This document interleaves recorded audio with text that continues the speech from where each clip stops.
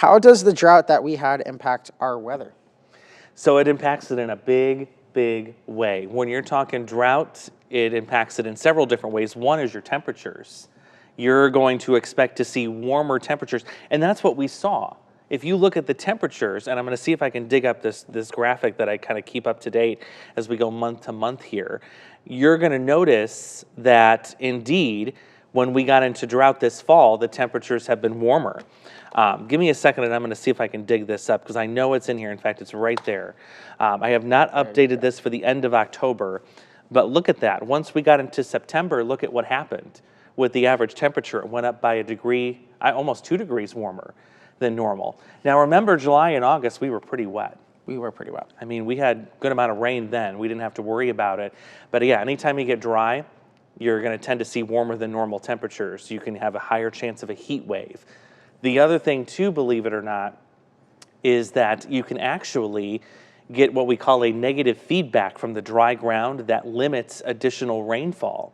Unless you get some kind of a big push of Gulf moisture or a really strong cold front, you can actually limit the amount of rain because there's nothing to evaporate from that dry ground. So.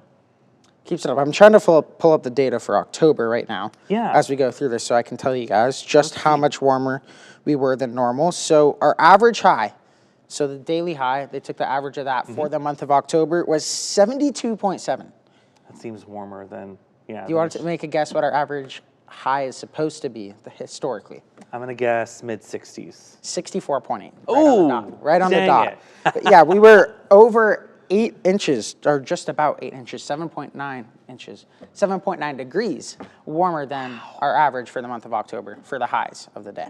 So if I were to put an arrow on this graphic for October, this would say 7.9 degrees. That's this is for the highs or the general temperatures? General temperature. So that's just for the highs. Oh, that's still impressive. That's still impressive. That is still impressive. 7.9 degrees warmer for our daily highs than we typically are for the average of the month of October. That's crazy. Does that say the average temperature or is it just the high? It says the average lows. So we were just on track for the lows, which is interesting. We were just 0.3 degrees warmer for the average low for the month of October compared to historically, but the highs were significantly warmer. Okay. So something just to keep an eye on. I mean, I knew October was warm, but I was like, wow, I didn't think it was that warm. I know. Yeah, let me do that math real quick. Let me pull out the calculator. He's going to punch some numbers in there real quick. Yeah. But yeah, the negative feedback, you can limit rain chances. Did you know actually in drought conditions too, you can have a quieter severe weather season as well. Yeah. That is something that we've seen actually in the last 10 years. Remember I did that story a few years ago about Tornado Alley kind of transitioning a little bit further east. I wouldn't say it's shifting east, but we're seeing more tornadoes to the east in the Tennessee, Ohio Valley, throughout Louisiana, and also in the Mississippi Delta region.